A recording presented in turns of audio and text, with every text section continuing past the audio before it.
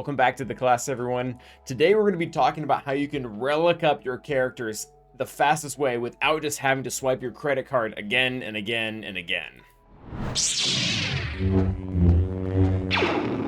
The reason we're doing this video is because due to recent events, we found out that Leviathan is coming very soon.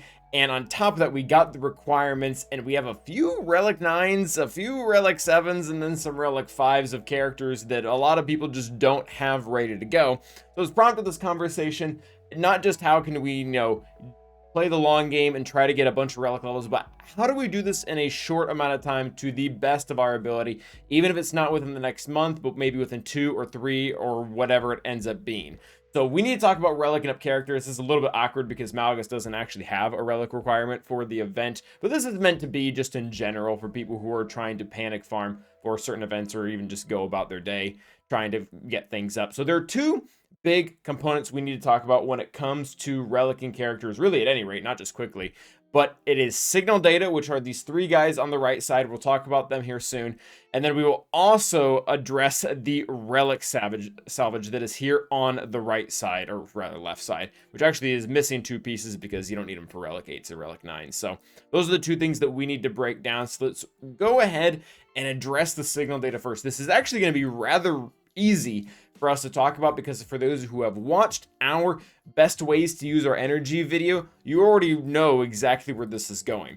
So first thing that we need to say, the best, fastest way, again, without swiping your credit card, to get a bunch of signal data is to go to the Cantina nodes where all 3 of them are available. It is just a little bit more nuanced than that because not only are the drop rates for each of these different, it's not just you that is never getting blues from here, that's just how they're wired. But not only do they have different drop rates, but on top of that, their crystal conversion when you go to buy them in the store is different. It's not the same, which means there is a better benefit to buying some of them with crystals if you absolutely have to, and doing the rest with crystal refreshes. So again, the best deal in the game, and this is pretty widespread, is to always go up here and buy the 100 crystal refresh 3 times. You cannot get signal data for a better deal than that. At least if you can, I have no idea how you're doing it. You need to be doing that really every single day, whether or not you're trying to relic up a bunch of characters, assuming you have the crystal income to be able to do it. But that's the best. 200s, do not do the 200s unless there's double drops happening. They are not good. You are much better off going into the shipments, which we'll go ahead and show here in a second, and buying them there. So again, 100s, definitely do those, but the 200s, don't touch them unless we're in the middle of double drops. And like I said, where this gets really nuanced is the crystal conversion rate between shipments and farming is not clean across the board between the 3. You can see that for whatever reason, CG tried to land on exact numbers like 100 to 1,500 or 100 to 2,000 or 50 to 1,500. For whatever reason, they decided to do that. And when they did that, they kind of made things in a way that is advantageous for you to farm some of them through the 100 crystal refreshes, or rather, and then go after the other ones with shipments. What do I mean by that? We can only do 3 crystal refreshes for 100 apiece a time a day, and then it starts to get really expensive. So looking at this chart, as I told you guys, it is much cheaper, to go and do the 100 crystal refreshes than it is to go and buy the pieces individually from the store. This is a little spreadsheet we made up where we break down what the price is per piece in the store. It is like 15 crystals for the gray one, 20 for the green, 30 for the blue. You just divide the numbers to get those. It's pretty easy. Our drop rate here is from the Heroic Sith Raid project server. I've known them to be pretty valid. A lot of people agree with them. They're taken from a very large sample size, so they are mostly trustable. I guess, the most trustable would be if CG actually gave it to us, but even then, maybe not. Anyways, and then this conversion rate shows how many you get in relation to the crystals you spend with 100 crystals. So this is, or how much you're spending per piece when you do the 100 crystal refreshes. So you can see when you're doing the hundreds, it is significantly cheaper than buying it from the store. You're paying 9 crystals on average for a piece of gray, or 14 for a green, or 20 for a blue, rather than spending the 30, 20, and 15 through the store. And you can see again, the price just becomes obnoxious once you go into the 200s. And that being said, if you're trying to do this in a pinch, you're not gonna be able to just stop at the 300s and then magically get all the Signet data you need. So the store does become a better deal than the 200s. So what we need to do, and I've already done the math, so you're all good. We need to figure out which one of those store prices is the best value of the three, and it's the green. This math was done by doing the effective cost versus, and you can see the one that gets the closest to the actual price to not being worth it, but being more worth it than the other two is the green. This is the worst farming deal to go into the 200s. It is much better to farm through the store, whereas actually the gray actually has the worst deal when it comes to all of them. And you can kind of see this in a little bit of practicality between the green and the blue when we actually pull them up. That was my camera, not the spreadsheet. There we go. If we compare the green, or not the green, but the blue and gray ones, you can see here that there are twice the amount of gray than there are blue. But when we pull up our spreadsheet here, the drop rate for gray is over double it is for blue. So again, this is meaning it's much better to go after the drop rates on the node than it is to try to get them through the store. So really, green is the worst farming deal because of that type of logic. Definitely do the 100 crystal refreshes to get your grays and your blues. And for your green, if you absolutely have to, buy them through the store to be able to get your Leviathan or whatever it is in time. So that does pretty much make up the entirety of the signal data. That being said, there is another huge part when it comes to relics, and that is the actual relic salvage pieces. The carbonite circuit board is the first one we're going to look at. It is very simple. If we're trying to kind of do all of them at the same time, which for this particular event we would be because we have relic 5s and relic 7s and relic 9s, what we really want to be doing is going to the 1C node, and actually 1D is actually the same, by the way. You can do either. Just farm these nodes, and all of these pieces end up being salvageable, and you can immediately take them up to be able to get your carbonites. That is the best overall deal. That is, in fact, what our spreadsheet says, but I don't know, if that's really all that relevant because yours truly made the spreadsheet. Bronzium's up next. This sucks, guys. I won't lie. This does really suck. Bronzium's the best deal to get it quickly. Is to go through packs. And I really hate saying that because I know at the very beginning I was like, don't swipe your credit card. And now I'm saying, look, a pack that costs money.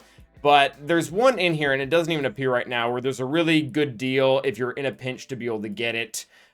Realistically, the most economical way to get that piece, but it takes forever, is to actually farm this Cairo node right here and have these drop, because you can turn the MK5 Fabritech data pads into bronziums. They have a very good conversion rate. It's for 10. And while you're doing that, you get Kairos, which are a really, really big deal. So that's really how you should be doing it long term. Here's the piece that we mentioned.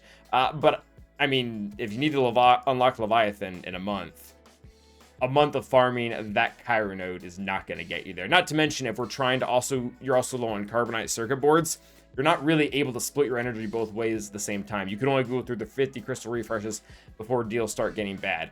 This piece here, good news. Super freaking easy, like wildly freaking easy. The chromium transistor has a stupid good rate with the, with the MK7 Blastech, and that is not currently available, so that's kind of a bummer to show you guys, but you can find it. This guy right here, look at how much I can get for these. 200 pieces of salvage, and you can find them. You can't find them right now, it's not there, I checked. But it's actually in the guild event store for like 100 currency of the old stuff that we barely get anymore. So really, as long as you're dedicating that currency to this, you'll never have any issues. I don't think I've ever salvaged anything but this piece. It is super, not only is it quick, but it's also just super economical. For rhodium heat sinks, it is going to be super simple as well. This one got figured out a long time ago. You want to be salvaging full, important on that, full MK3 projector. So even if you get the salvage, even if you get the little pieces, always craft them before going, because the conversion rate is better. I'm really not a huge stickler as to where you choose to get these from, like focusing on these right here. So this is the full piece. This is the one with the really good conversion rate. And then when we go to find it, oh yeah, that's the full piece. But when we look at the little ones, when we go to craft it, these guys right here, there's actually several places that you can go. These are a pretty good deal. Their crystal price actually isn't half bad, and then either this currency from the guild store or this currency from the guild store, they're both pretty decent. You probably want to be using this one just because, like I mentioned earlier, we barely get any of this anymore. But if you just rack up as many of these as possible, it is a pretty darn good deal. And then, as previously mentioned, definitely go out of your way to craft them. That is 100% the way to go. It's kind of really dumb that it has to be done that way, but you know, if you're watching this and now you know, good on you. Next up is going to be the Electrium Conductors. For both this and the Zimbittles, we're going to go ahead and give the same piece of advice, and that is to actually get them through fleet energy. So a lot of the salvage that is used for both of them, if you're in need of them, it is there. And the reason why we're trying to focus fleet energy on the two of them is because the drop rates for gold pieces across those nodes are the same. What I mean by that is if we compare them to, say, the impulse detectors, your bayonet drops, or your med pack drops from like the fleet node, and your HoloLens drops from the fleet node, they're the same. Like they have like a 33% drop rate or something like that. But when we go in here and we do 10, we get 2 Zimbittles, whereas if we go in here and we do 10 of these, we get 1. And if we go into Gerda pads, we get 0. So I realize that, you know, these pieces do get more expensive as well for Mark III, but if we're trying to do this in a quick way, cash in your Mark III currency to get the Gerda pad and impulse detectors as needed. That'll get you there. Again, the idea here is to be able to do it as fast as possible without having to just burn straight cash. And then Zimbittles, we can take a little bit more time doing them through the fleet energy node because they turn into actual currency or salvage at a much faster rate than, say, this does. So that is pretty much going. Actually, we pretty much concluded both of those at the same time. Like I said, we addressed here the fact that we want to do fleet currency for Electrum and Zimbittles if you are in need of them, and then for Gerda impulse detectors, definitely go to the MK3 currency. So let me know what you guys think, if there are any other secrets out there, or if some of these just really aren't worth the long haul. I know the Bronzium, I was really kind of sad about that. Do not buy these with the guild currency, by the way. That is an atrocious deal. Either commit to the long-term node of LS Cairo node, or wait for that specific relic pack to come back that gives you a lot. I think it can be bought like 10 times or something if you're able to do that. But thank you guys for watching. Until the next time, stay awesome.